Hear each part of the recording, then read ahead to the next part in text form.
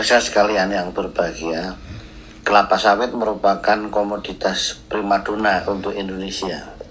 Meskipun tanaman ini bukan berasal dari Indonesia, yaitu yang berasal dari Afrika, memberikan kontribusi yang sangat positif pada bangsa Indonesia. Tanaman ini yang ditanam pertama kali, yang hanya merupakan 4 butir yang dipukul pada tahun 1848, saat ini berkembang menjadi 16,3 juta hektar. Dan ini menempatkan posisi Indonesia sebagai produsen utama CPO. Dengan luasan ini juga Indonesia paling luas di dunia atau nomor 1. Kontribusi tidak hanya sekedar data statistik, hanya ini juga berpengaruh langsung kepada kehidupan masyarakat Indonesia. Devisa yang dihasilkan beberapa tahun terakhir ini selain non migas menempati posisi pertama. Ini yang kontribusi nyata dari kelapa sawit. Di samping itu efek yang lain dapat jelas memberikan sumbangsih pada negara ini berupa penyediaan lapangan kerja, yaitu sekitar 4 juta tenaga langsung maupun 12 juta tenaga tidak langsungnya. Di samping itu jelas untuk perkembangan daerah-daerah ini yang dahulu tempat terpencil sekarang sudah menjadi daerah yang berkembang dengan kemajuan yang sangat signifikan. Di samping itu dapat dilihat pengaruh-pengaruh positif lain dari kelapa sawit ini. Untuk sampai tahap yang seperti ini tentunya tidak mudah. Rintangan banyak dihadapi industri kelapa sawit.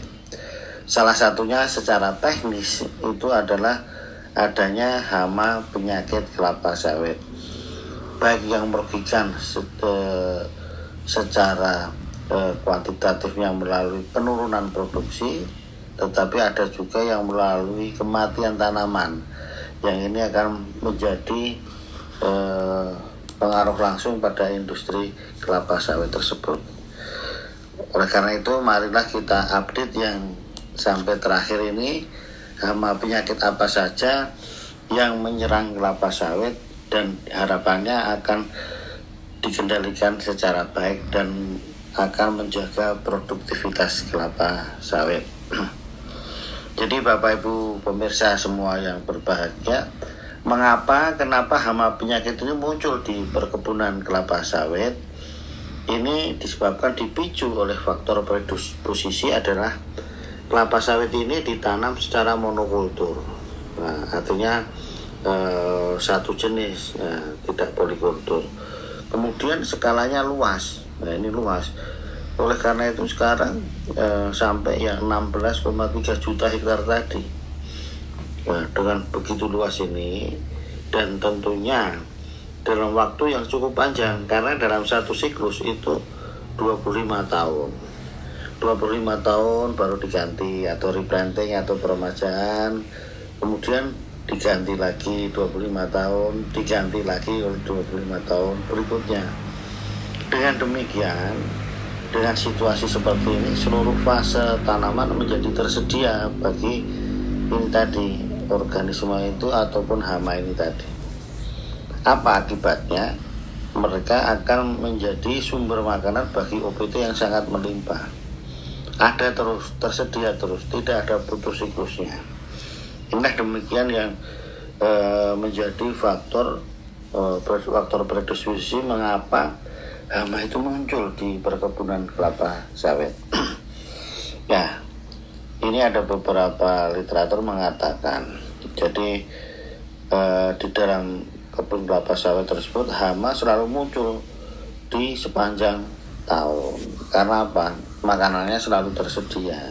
Jadi kalau dulu itu kan anggapannya bahwa hama akan muncul di musim pancaroba, perubahan musim dari musim hujan ke musim kemarau. Kemudian faktor lain yang memicu munculnya hama ini adalah faktor budidaya kelapa sawit itu sendiri, yang tentunya dengan intensif menggunakan pestisida yang spektrumnya luas. Tentunya ini akan menyebabkan kematian-kematian dari serangga lain yang berfungsi sebagai parasitoid maupun predator. Ini sebetulnya diperlukan untuk menekan hama ini secara alamiah. Nah, ini yang menyebabkan hama ini muncul.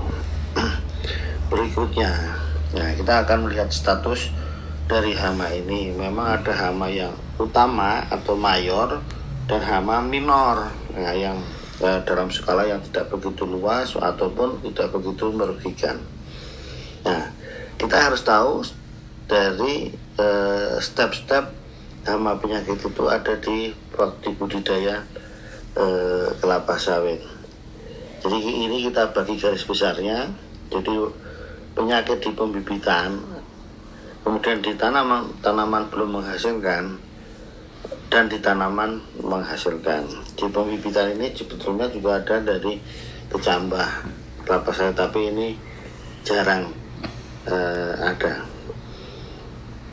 Nah, berikut ini kita mulai saja dari hama-hama utama di pembibitan. Jadi pembibitan itu kelapa sawit itu ada yang menggunakan 2 tahap atau double stage. Itu ada yang namanya pre-nursery. Itu waktunya dengan polybag kecil 1-3 bulan. Kemudian dipindah ke polybag besar. Itu sampai umur kira-kira 1 tahun atau lebih sedikit. Itu main nursery pembibitannya. Jadi pembibitan ini menghadapi berbagai serangan hama juga. Hama yang utama, yang pertama adalah kumbang malam. Ini hama utama yang disebabkan oleh Apogonia yang berwarna hitam ini dan Adoretus yang berwarna kelabu ini. Jadi gejala yang ditimbulkan oleh hama ini adalah dia akan memakan daunnya. Jadi akan bolong-bolong dari tengah, dan gejala ini sangat khas beda kalau yang dimakan dengan belalang. Jadi dengan dimakannya ini tentunya akan sangat merugikan, akan mengganggu pertumbuhan bibit itu sendiri. Karena dengan terganggunya bibit, maka ini akan menyebabkan pertumbuhan terganggu, karena ini fotosintesisnya akan terganggu. Tanaman akan menjadi lebih kerdil, lebih pendek, dan sebagainya. Ini kumbang malam. Ini kumbang malam ini, karena kumbang malam ini nokturnal, maka aktifnya pada sore hari sampai sekitar jam 11 malam. Oleh karena itu, teknik pengendalian yang paling bagus adalah melakukan penyemprotannya pada maghrib. Jadi pas petang-petang itu dilakukan penyemprotan. Inilah kuncinya pengendalian kumbang malam. Itu dengan menggunakan insektisida yang ada. Kemudian di pembibitan ini juga ditemukan hama-hama minor, artinya ya belum tentu muncul. Nah, yaitu ada belalang, kemudian ada ulat gerayak, Spodoptera pun ada. Kemudian ada tungu merah, kemudian ada di kumbang moncong atau Rhabdoceros obscurus. Nah ini, tapi ini semua bisa dikendalikan tadi dengan menggunakan insektisida yang ada, asal dilakukan pengendalian. Jadi itu di pembibitan, Bapak Ibu sekalian, hama yang ada itu. Kemudian kita beralih di penyakitnya. Nah, di pembibitan itu ada penyakit utama, yaitu bercak daun curvularia. Jadi gejalanya seperti pada gambar ini, berbercak-bercak kecil-kecil, dan ini kalau tidak dikendalikan bisa menyebabkan kematian tanaman juga. Nah ini pengendaliannya bagaimana? Itu harus tepat waktu pindah tanam dari pre-nursery ke main nursery. Karena dengan pindah tanamnya tepat ini akan mengurangi kelembaban yang ada. Nah, itu.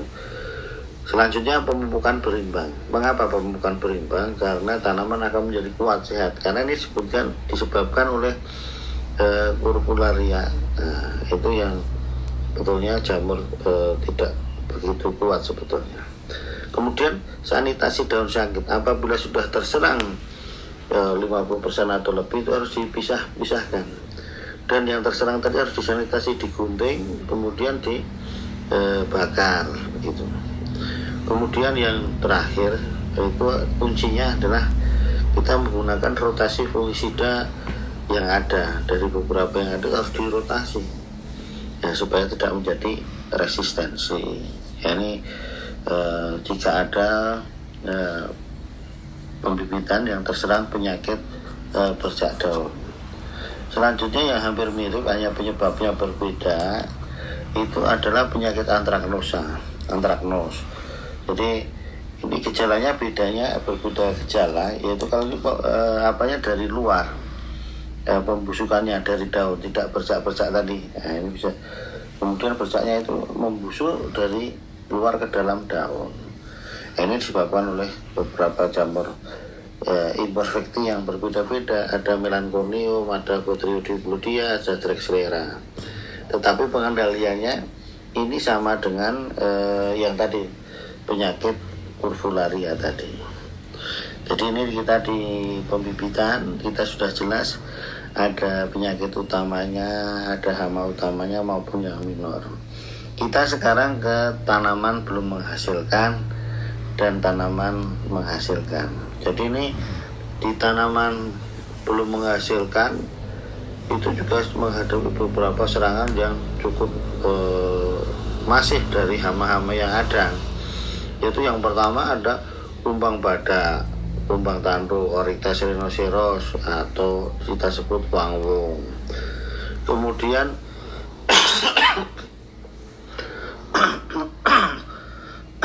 untuk daerah gambut itu bisa diserang rayap. Kemudian untuk daunnya bisa diserang ulat pemakan daun kelapa sawit. Jadi ini rangkaiannya TBF maupun TM itu diserang oleh beberapa hama yang ada. Nah, kita lanjutkan. Sekarang kita lebih detail satu persatu. Nah, ini kumbang badak. Ini Oryctes rhinoceros. Nah, tadi wangwong menyebabkan dia akan memakan umbutnya. Jadi tanaman bisa melungker-melungker seperti ini dan mati secara cepat tidak, tapi ini akan merugikan dan akan lama recovery-nya. Jadi untuk menjadi tanaman menghasilkan itu akan lama, karena harusnya 30 bulan atau 27 bulan sudah panen, ini pasti akan memperlambat masa panennya tadi menjadi tanaman menghasilkan. Jadi ini kumbang badak, Oryctes rhinoceros hama utama. Jadi pengendaliannya kuncinya harus terpadu. Jadi bisa menggunakan feromonas itu, kalau serangannya tidak begitu tinggi bisa menggunakan dosis 1 saset untuk 2 hektar. Kemudian menggunakan jaring, kemudian menggunakan insektisida, beberapa insektisida bisa dipakai, sipermetrin, lambda-cyhalothrin, kemudian karbosulfan dan sebagainya. Kemudian pengendalian secara manual dikutip, menggunakan jaring, menggunakan jamur metarisium. Ini harus dikombinasikan tergantung kepada ekologi kebun tersebut. Jadi pengendalian di tanaman belum menghasilkan beda dengan tanaman yang menghasilkan. Ini berbeda teknik-tekniknya yang digunakan. Kemudian di daerah replanting berbeda lagi ini. Kemudian kita masuk ke hama utama berikutnya. Jadi yang berikutnya adalah ulat pemakan daun kelapa sawit. Ini terdiri dari ulat api, ulat kantong, dan ulat bulu. Ini gejalanya memakan daunnya. Ada yang melidi dan ada yang seperti terbakar karena memakan epidermisnya. Ini yang memakan epidermisnya ini yang ulat kantong. Nah, kalau yang melidi yang ulat api. Ini jenis-jenisnya. Ulat api, kenapa disebut ulat api? Karena kalau tersentuh kulit itu kan menjadi panas. Ini gejala disebabkan oleh Setotosia asigna, Setoraniten, Darnatrima. Ini jenis-jenisnya ada banyak. Tapi itu tadi yang 3 itu menjadi yang utama. Kemudian yang kedua ulat kantong. ada Metisa plana, Pteroma pendula, Mahasina corbeti, dan Clania tertia. Ulat kantong lebih sulit dikendalikan karena dia di dalam kantong, menyebabkan pengendalian harus tepat. Kemudian ulat bulu kadang muncul menjadi hama utama jika ulat api dan ulat kantong dikendalikan secara masif dengan menggunakan insektisida. Ini ulat bulu kadang muncul berubah dari hama minor menjadi hama mayor kadang. Itu jadi ini ulat pemakan daun kelapa sawit, dan pengendalian yang utama dari UPDKS ini harusnya kuncinya adalah di monitoring sensus. Jadi tidak mungkin hama ini muncul dalam skala luas dan berat, begitu. Makanya kalau baru sedikit itu dikendalikan akan lebih mudah lagi. Nah, ini prinsip-prinsip dari monitoring, jadi sensus terus gitu. Nah, selanjutnya ini beberapa teknik pengendalian. Untuk UPDKS ada pengendalian hayati dengan menggunakan virus, nepopolohidral virus, dan ini sifatnya sangat spesifik. Ya cocoknya untuk Sitoraniten ya Sitoraniten, untuk Sitotosia ya Sitotosia. Jadi dengan perbanyakan ini pengendalian dengan dan virus ini akan menjadi lebih efektif. Ini selanjutnya masih juga pengendalian hayati, ada menggunakan Biveria basiana, kemudian jamur cordyceps. Inilah beberapa entomopatogeni. Kemudian ini ya masih pengendalian hayati. Kalau ini adalah menggunakan parasitoid dan predator. Contoh parasitoid ini Spinaria spinator, Basimira lasus, tapi yang untuk yang memangsa itu predator ada Eucanthecona dan Sicanus. Ini di alam bisa mengendalikan dengan sendirinya. Ini contoh-contoh pengendalian hati yang ramah lingkungan. Kemudian pengendalian itu bisa juga mekanis maupun kimiawi. Mekanis dengan menggunakan light trap atau memang dipenceti, tetapi masih banyak yang menggunakan pengendalian secara kimiawi, baik menggunakan mist blower, menggunakan fogging, injeksi batang, dan infus akar. Jadi ini teknik-teknik yang bisa dilakukan untuk mengendalikan UPDKS, ulat pemakan daun kelapa sawit. Selanjutnya hama tirataba atau ulat penggerek tandan, penggerek buah. Ini biasanya terjadi di daerah peralihan dari TBM ke TM atau baru belajar buah, umur dari 4 tahun sampai 7 tahun mengalami serangan tirataba ini. Dan biasanya yang banyak terjadi serangan itu di tanah gambut ataupun di tanah pasiran tadi. Selain umur tadi ya juga lingkungan itu tadi. Apa yang menjadi faktor predisposisi, yaitu karena kelembaban tinggi. Jadi karena pengendalian gulma tidak bagus, maka hama ini muncul. Kemudian karena makanannya di sisa-sisa tandan tadi, maka ini harus disanitasi, harus ditutup. Itulah tempat siklus dari ulat penggerek buah kelapa sawit. Ini yang pengendaliannya secara kimiawi dilakukan penyemprotan. Nah, kemudian di tanaman TBM tadi juga dan TM itu ada juga sama. Ada rayap. Ini rayapnya Coptodermis corvignatus dan Macrodermis gilbus. Ini serangannya mirip serangan Ganoderma. Ini banyak terjadi itu di daerah gambut. Ini pengendaliannya itu dapat dilakukan dengan teknik TBS ya. Jadi TBS bukan tanam buah segar ya, tapi termite baiting system. Jadi dengan menggunakan kertas kardus koran diletakkan di berjauhan di luar tanaman kelapa sawit, maka dia akan melari ke umpan ini. Jadi tidak menyerang kelapa sawitnya. Kemudian ini tekniknya TBS. Yang lain tadi menggunakan kimiawi. Berikutnya hama minor yang ada itu ada Rhynchoporus, ada Sparganobasis subsiliata. Ini serangannya ada yang kalau Rhynchoporus itu larvanya ada di dekat umbut pucuk, kemudian kalau Sparganobasis ada di pangkal batang. ini akan hama-hama yang menyerang kelapa sawit. Ini mirip dengan gejala Ganoderma. Selanjutnya hama tikus. Nah, tikus ini akan menyerang berbagai fase.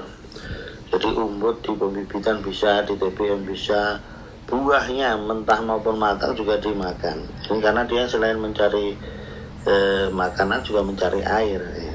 Dan yang lebih sering merusak adalah memakan eladibius yang ada di bunga jantan, dan efeknya akan menurunkan fruset, menurunkan produksi. Jadi berbagai cara lah tikus ini merusak tanaman kelapa sawit. Jadi pengendaliannya ya yang bagus adalah dengan menggunakan burung hantu. Nah, itu. Kemudian hama-hama yang lain itu ada sapi di daerah yang sudah agak ramai ini sapi. Kemudian babi hutan di daerah pengembangan juga menimbulkan kerusakan yang cukup berat. Dan makanya pengendaliannya untuk babi hutan adalah dengan pagar individu.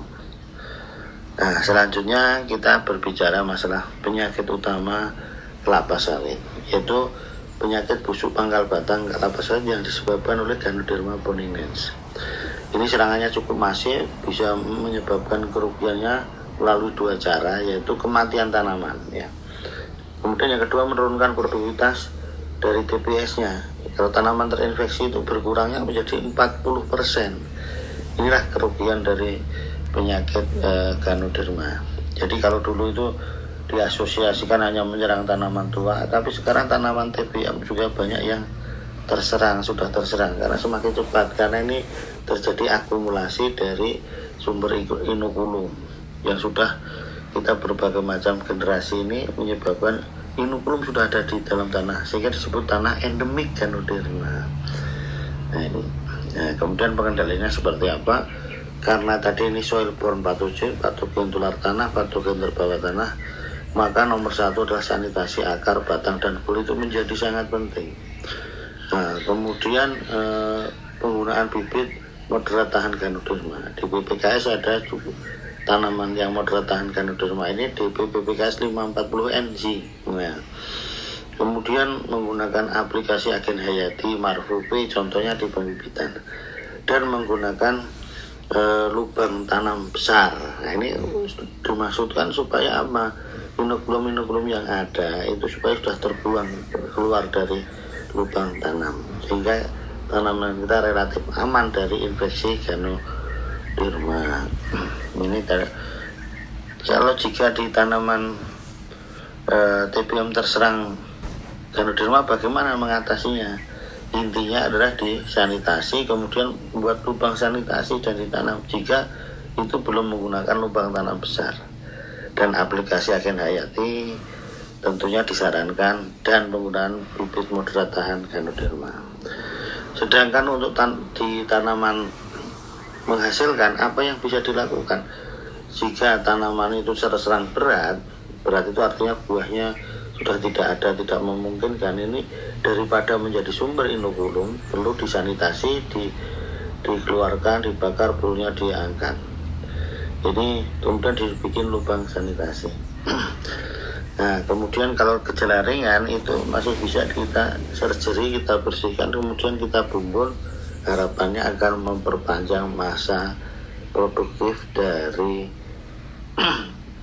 tanaman yang terinfeksi tersebut. Inilah beberapa paket pengendalian penyakit Ganoderma. Selanjutnya, penyakit lain itu adalah penyakit busuk tandan marasmius. Ini kan di masa peralihan, makanya sanitasi dan kastrasi itu menjadi sangat penting.